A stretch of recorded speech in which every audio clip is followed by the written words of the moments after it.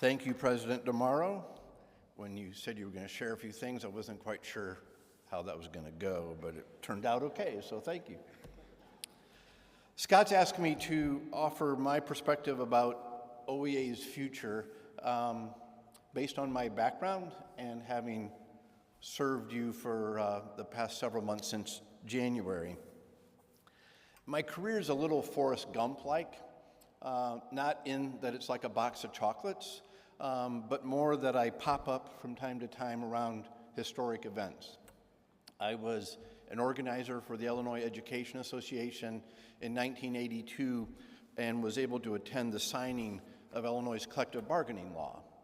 And so I saw collective bargaining come into legal standing in one Midwest state. In 2011, as Scott mentioned, I was executive director of the Wisconsin Education Association Council, and I saw collective bargaining come to an end in that state as the legislature eliminated collective bargaining for teachers and school employees. As OEA transitions to new leadership in the office of president and vice president and executive director, I offer this for your consideration. The first is, in my opinion, the existential threat that you face is not the loss of payroll deduction. It's not the diminution of standards for teaching in Ohio. It's not even the potential loss of collective bargaining. I think the existential threat that you face is the loss of a consensus that public education is valuable and necessary for a successful Ohio. When your neighbors, fellow Ohioans, either conclude themselves or accept the actions of their elected representatives that public education is no longer valuable, there's not a need for the OEA. OEA must lead the rebuilding of supportive action for Ohio's public schools. Only you have the direct self-interest to do this. Only you are with students experiencing their learning needs and challenges. Only you are in every Ohio community, and only you have talented staff, professional and administrative staff, deployed throughout the entire state to support you and this cause. Second, you must act differently. You cannot keep doing what you've been doing to achieve better results because the world around us has changed so much. Ohio's power balance, environment, and times are fundamentally different. Improve what works. Improve what you're doing that works. Abandon anything and everything not delivering results, and add new actions that are innovative and creative. Lastly, success will come from locals in partnership with OEA. The way forward is from your locals out. Locals are where OEA has the most potential power to solve problems and overcome the political divide that exists in the state. It's only through the locals that you can find common ground among your neighbors. And it's only through the locals that you can see your neighbors as human beings deserving respect and care.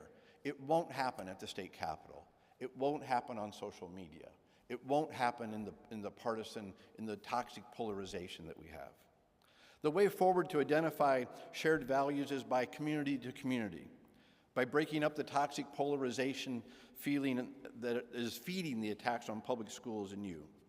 Remember and tap into why you chose to be a teacher, to be in education. Seek to be your best professional self. Engage the community around shared values about children to find common ground and act together, solving problems small to big. And in the process, you'll rebuild support for public schools, delivering greater investments. Here's the good news, OEA. You're already on the way forward. OEA launched this auto-pay initiative to break free of Ohio politicians deciding the well-being of your union. Other NEA state affiliates across the country were not proactive in preparing for payroll deduction. And when it was eliminated, the results were crippling losses of members and revenue. Earlier today, many of you attended the pre-RA session that included information about moving away from collecting dues by payroll deduction, and last week it was introduced to all OEA staff.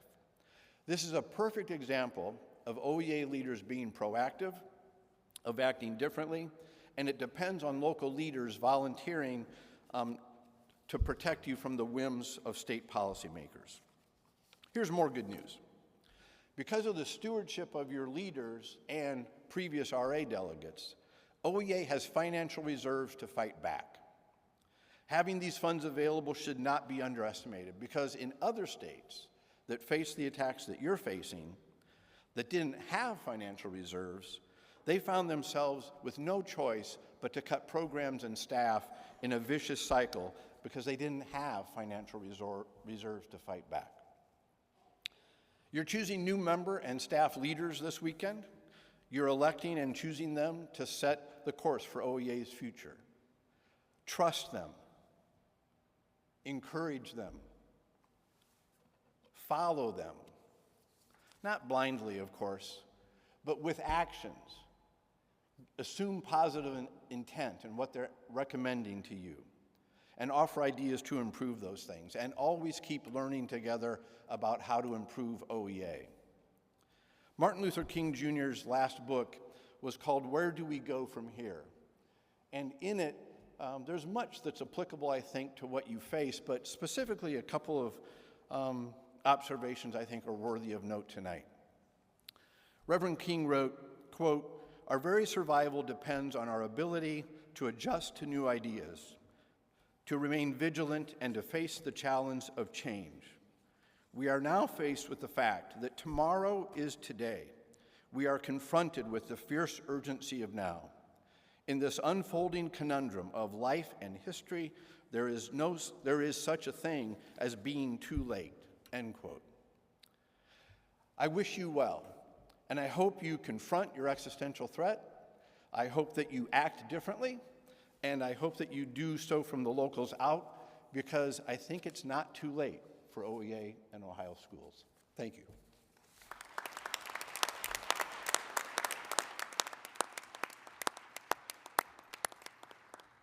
Thank you, Dan. And you all, I think, just heard how fortunate we've been to have him supporting us. Before I move on, I also want to share some news. Dan mentioned in his remarks that this weekend we will not just be electing new governance leaders, but earlier today, the OEA Board of Directors took action to unanimously and enthusiastically hire Erica Clay as our new OEA Executive Director. I'm going to invite Erica to come up to the stage, and as she's coming forward,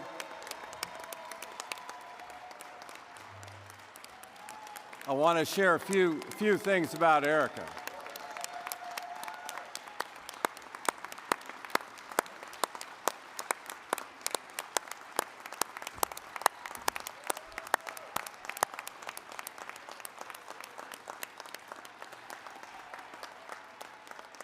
So, Erica has been serving for the last couple of years as OEA's Assistant Executive Director, responsible for both overseeing our field program, managing the regional directors, all of our LRCs, and the associate staff that support them, but also our program staff, particularly in government relations, communications, education policy, research, member advocacy, and organizing and member engagement, keeping all of that organized and connected and together.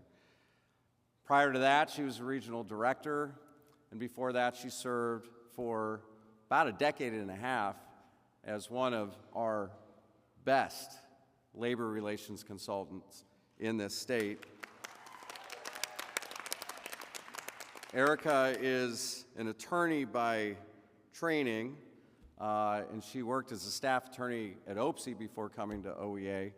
But I will just say that as I've had a chance to get to know Erica and watch her rise through her career, I have been blown away by how smart, how strategic, how connected, how hardworking, how caring, and how respected she is.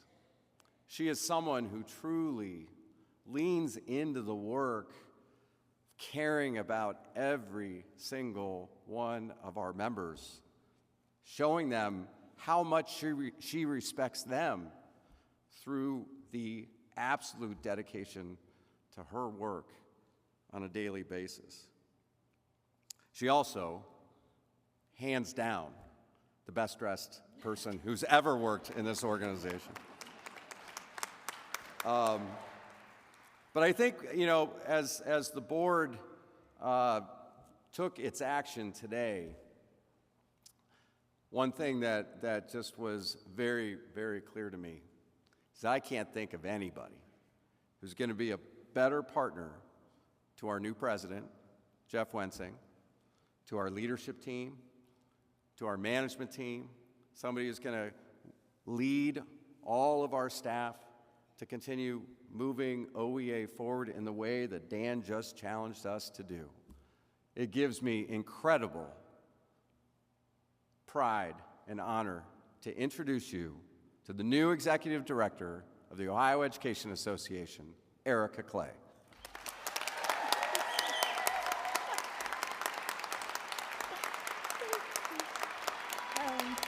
Thank you. Thank you so much. Thank you, Scott. Thank you to Jeff, Rob, and thank you to the OEA Board of Directors. This is such a full circle moment for me. And first, it's because I grew up in the public school system, graduating from East Cleveland Public Schools. But it's also a full circle moment for me because I have dedicated my entire career since law school advocating on behalf of members of professions that I believe have an important and significant impact on the lives of others. First, after law school, I represented nurses as a labor relations specialist with the Ohio Nurses Association. Then, as Scott has mentioned, I represented ESPs as a staff attorney for OPSI, and then finally finding my home here at OEA for the last 17 years, advocating for members whom I believe have the most important job in this state, and yes, dare I say this country, which is educating and caring for our students. It is my sincere honor and privilege to be chosen as the next executive director of OEA to lead this work in advocating for OEA members and fighting for public education. We have a number of challenges in front of us and facing us as an organization. However, I am more than confident that collectively we will meet and overcome those challenges. I am prepared for this moment. My career and years here at OEA has prepared me for this moment, but most importantly, I am committed to this moment. I am committed to listening to OEA members, and not just listening, but then following up on what I heard. I'm committed to leading with innovation. I am committed to membership growth. I am committed to lifting the voices of members. I am committed to developing and increasing strategic partnerships to increase and further our organizational objectives. I am committed to bettering the working conditions of our rank and file members. And I am committed to changing this narrative of public education that they have right now.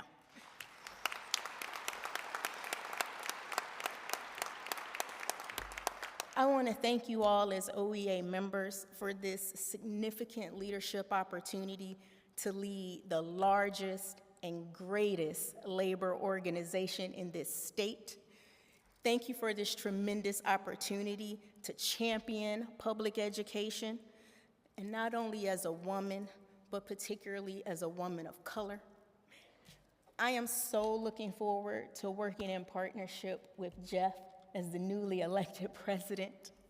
I am also looking forward to working collaboratively in partnership with the OEA officers, with the board of directors, and OEA staff, so that we can collectively advocate passionately and zealously for OEA members, growing our power and uplifting public education. Thank you so much for this opportunity.